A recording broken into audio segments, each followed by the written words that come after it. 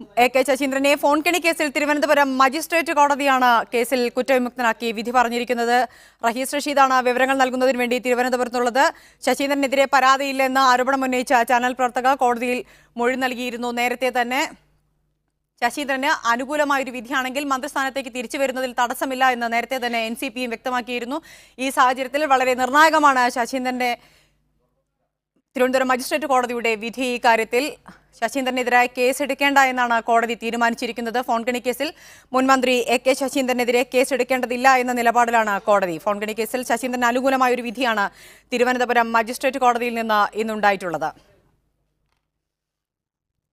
Channel പ്രവർത്തകയെ ഫോണിൽ വിളിച്ച് അശ്ലീലം പറയുകയും അസഭ്യമായ വാക്കുകൾ ഉപയോഗിക്കുകയും ചെയ്തെന്ന് കാണിച്ച് നേരത്തെ നൽകിയിരിക്കുന്ന പരാതിയിലാണ്. പരാതിയില്ലെന്ന് കാണിച്ച് നേരത്തെ തന്നെ ചാനൽ പ്രവർത്തക കോടതിയിൽ മൊഴി നൽകിയിരുന്നു. ഇതിന്റെ കൂടി പശ്ചാത്തലത്തിലാണ് ഇത് പരിഗണിക്കവെയാണ് കോടതിയുടെ തീരുമാനം വന്നിട്ടുള്ളത്. K സജീഷ് ഉണ്ട് വിവരങ്ങൾ നൽകുന്നതിന് വേണ്ടി തിരുവനന്തപുരത്ത് നിന്നും. സജീഷ്, AK ശശീന്ദ്രനെ സംബന്ധിച്ചിടത്തോളം വളരെ നിർണായകമായിരുന്നു ഇന്നത്തെ വിധി. കേസെടുക്കേണ്ട എന്നൊരു നിലപാടിലേക്ക് കോടതി എത്തിയത് എത്രത്തോളം അനുകൂലമായാണ് അദ്ദേഹത്തിന് ഇനി അങ്ങോട്ട് ബാധിക്കുക? അപർണ, AK ശശീന്ദ്രന് തീർച്ചയായും വളരെ അനുകൂലമായൊരു വിധിയാണ് ഇപ്പോൾ തിരുവനന്തപുരം CJM കോടതിയുടെ ഭാഗത്ത് ഉണ്ടായിരിക്കുന്നത്. ഈ കേസുമായി ബന്ധപ്പെട്ട് ശശീന്ദ്രനെ കോടതി കുറ്റവിമുക്തനാക്കിയിരിക്കുകയാണ്. അതായത് ശശീന്ദ്രനെതിരെ പരാതി നൽകിയ മാധ്യമപ്രവർത്തകയുടെ ഹർജി കോടതി തള്ളിയിരിക്കുന്നു. ഒപ്പം തന്നെ കേസ് തീർപ്പാക്കരുത് എന്നാവശ്യപ്പെട്ടുകൊണ്ട് രാവിലെ ഒരു സ്വകാര്യ അന്യായം കോടതിയിൽ എത്തിയിരുന്നു. തൈക്കാട് സ്വദേശി മഹാലക്ഷ്മിയുടെ ഹർജിയായിരുന്നു. ആ ഹർജിയും കോടതി ഇപ്പോൾ തള്ളിയിട്ടുണ്ട്. എന്തൊക്കെ കാര്യങ്ങൾ കോടതി ഈ വിധി പ്രസ്താവത്തിൽ പറഞ്ഞു എന്ന് നമുക്കിപ്പോൾ ലഭ്യമല്ല. പക്ഷേ ശശീന്ദ്രനെ സംബന്ധിച്ചിടത്തോളം രാഷ്ട്രീയമായി വലിയ ആശ്വാസമാകുന്ന ഒരു വിധിയാണ് ഉണ്ടായിരിക്കുന്നത്. നേരത്തെ കോടതിയിൽ ഈ വിധി മാറ്റിവെക്കണമെന്ന് ആവശ്യപ്പെട്ടുള്ള സ്വകാര്യ അന്യായത്തിന്മേൽ വാദം നടന്നിരുന്നു. ആ വാദത്തിൽ ഇത് എന്തിൻ്റെ പേരിലാണ് ഇത്തരത്തിലൊരു ഹർജി നൽകിയെന്നായിരുന്നു തൈക്കാട് സ്വദേശി മഹാലക്ഷ്മിയോട് കോടതി ചോദിച്ചത്. സ്ത്രീ സുരക്ഷയുമായി ബന്ധപ്പെട്ട ഒരു പ്രശ്നമാണ്, താനൊരു സ്ത്രീയാണ്, അതുകൊണ്ട് തനിക്കിതിൽ കക്ഷി ചേരണമെന്നായിരുന്നു ഈ ഹർജിക്കാരുടെ വാദം. പക്ഷേ ശശീന്ദ്രനും ഒപ്പം തന്നെ പരാതിക്കാരിയായ മാധ്യമപ്രവർത്തകയും ഈ വാദത്തെ എതിർത്തു. കേസ് മനഃപൂർവ്വം നീട്ടിക്കൊണ്ടുപോകുന്നതിന് വേണ്ടിയാണ് ഇത്തരത്തിലൊരു വാദം ഉന്നയിച്ചതെന്നായിരുന്നു ഇവരുടെ വാദം. അതായത് ഇവരുടെ ഈ വാദം അംഗീകരിച്ചുകൊണ്ടാണ് കോടതി ഇപ്പോൾ രണ്ട് പരാതികളും തള്ളിയിരിക്കുന്നത്. ശശീന്ദ്രൻ ഇപ്പോൾ ഈ കേസിൽ കുറ്റവിമുക്തനാക്കപ്പെട്ടിരിക്കുകയാണ്. നമുക്കറിയാം 2017 മാർച്ച് 26 ഫോൺകണി വിവാദത്തിൽപ്പെട്ട AK ശശീന്ദ്രന് മന്ത്രിസ്ഥാനം രാജിവെക്കേണ്ടി വന്നത്. മംഗളം ചാനലിൽ വന്ന ഒരു വലിയ വിവാദ വാർത്തയുടെ അടിസ്ഥാനത്തിലായിരുന്നു ഇത്. തന്നെ മന്ത്രിയായിരിക്കെ തന്നെ സമീപിച്ച യുവതിയോട് അപമര്യാദയെ പെരുമാറിയെന്നും ഒപ്പം ഫോണിലൂടെ അശ്ലീല സംഭാഷണം നടത്തിയെന്നായിരുന്നു ഈ വാർത്ത വന്നതിന് പിന്നാലെ തന്നെ ശശീന്ദ്രൻ രാജിവെക്കുകയും ചെയ്തിരുന്നു. അതിന് ശേഷം ഈ സംഭവത്തിൽ പോലീസ് കേസെടുക്കുകയും ശശീന്ദ്രനെ പ്രതിയാക്കിക്കൊണ്ട് കോടതിയിൽ ഈ കുറ്റപത്രം സമർപ്പിക്കുകയും ചെയ്തു. പക്ഷേ അതിനുശേഷമാണ് ഈ കേസിൽ നിർണായകമായ ചില മാറ്റങ്ങൾ ഉണ്ടായത്. ശശീന്ദ്രന്റെ ആവശ്യപ്രകാരം സംസ്ഥാന സർക്കാർ ഈ വാർത്തയ്ക്ക് പിന്നിലെ ഗൂഢാലോചന അന്വേഷിക്കാൻ വേണ്ടി ആന്റണി കമ്മീഷനെ നിയമിച്ചിരുന്നു. ആന്റണി കമ്മീഷൻ ശുപാർശകൾ കഴിഞ്ഞ മാസമാണ് സർക്കാരിന് ലഭിച്ചത്. ഈ കമ്മീഷൻ ശുപാർശകൾ പ്രകാരം ഈ വാർത്തയ്ക്ക് പിന്നിൽ വലിയ തോതിലൊരു ഗൂഢാലോചനയുണ്ട്. മനഃപൂർവ്വം ശശീന്ദ്രനെ കൊടുക്കാൻ വേണ്ടിയാണ് ഇത്തരത്തിലൊരു വാർത്ത ഉണ്ടാക്കിയത്. ഇത്തരത്തിലൊരു ഫോൺ സംഭാഷണം തന്നെ മനഃപൂർവ്വം ശശീന്ദ്രനെ കുറ്റക്കാരനാക്കാനോ കൊടുക്കാനോ വേണ്ടിയുള്ളതാണെന്ന് കമ്മീഷൻ കണ്ടെത്തി. AK ശശീന്ദ്രൻ ഇപ്പോൾ മാധ്യമങ്ങളെ കാണുകയാണ്, തത്സമയമാണ് കാണുന്നത്. കുറ്റവിമുക്തനാക്കിയാൽ സന്തോഷമല്ലേ തോന്നുന്നത്? ആ സന്തോഷം സ്വാഭാവികമായും നിങ്ങൾക്കുള്ളതുപോലെ എനിക്കുമുണ്ട്.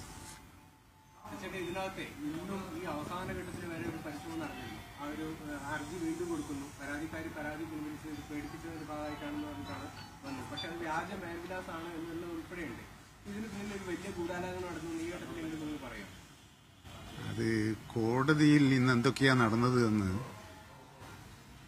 എൻ്റെ വക്കീലുമായി സംസാരിക്കാതെ അതിൻ്റെ വിശദാംശങ്ങൾ പറയുന്നത് ശരിയായിരിക്കുകയില്ല.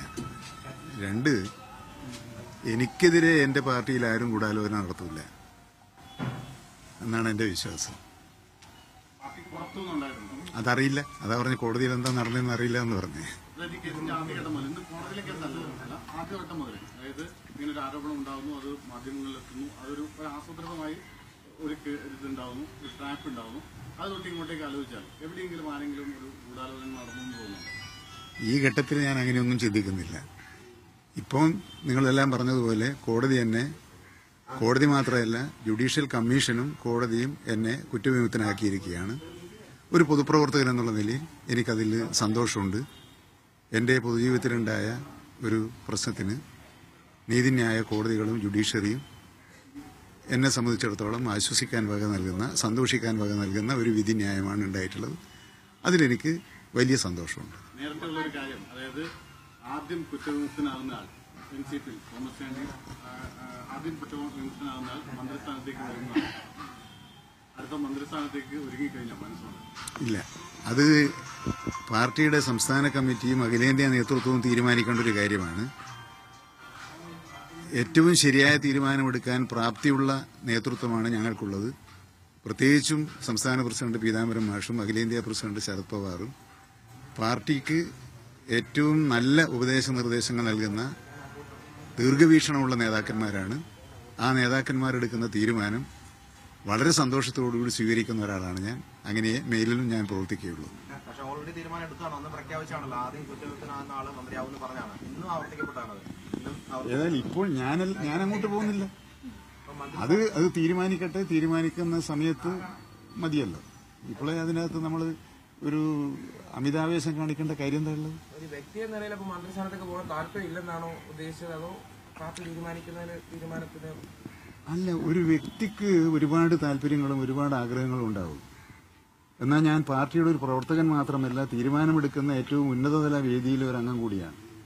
അപ്പോൾ ആ നടപടിക്രമങ്ങളുമായി പൊരുത്തപ്പെട്ടും സമരസപ്പെട്ടും മാത്രമേ എനിക്ക് പാർട്ടിയുമായി ബന്ധപ്പെട്ട കാര്യങ്ങളെക്കുറിച്ച് അഭിപ്രായ പ്രകടനങ്ങൾ നടത്താൻ സാധിക്കുകയുള്ളൂ. ആ ഒരു അച്ചടക്ക ബോധത്തിന്റെ ശക്തിയിലാണ് ഞാൻ ഇത്രയും കാലം പ്രവർത്തിച്ചു പോന്നിട്ടുള്ളത്. ആ ശക്തി ചോർന്നു പോകാതിരിക്കണമെന്ന നിർബന്ധം എനിക്ക് എല്ലാ കാലത്തും ഉണ്ട്. മാധ്യമപ്രവർത്തകന്മാർക്ക് പ്രത്യേകിച്ചും നന്ദിയുണ്ട്. കാരണം ഈ സംഭവം ഉണ്ടായത് മുതൽ, അവിടെ നേരത്തെ ചോദിച്ചത്, ഉണ്ടായത് മുതൽ മാധ്യമലോകം എനിക്ക് നൽകിയ പിന്തുണ വളരെ വലിയ പിന്തുണയാണ്. ആ പിന്തുണക്ക് നിങ്ങളിലൂടെ ഞാൻ എല്ലാവരെയും നന്ദി അറിയിക്കുകയാണ്.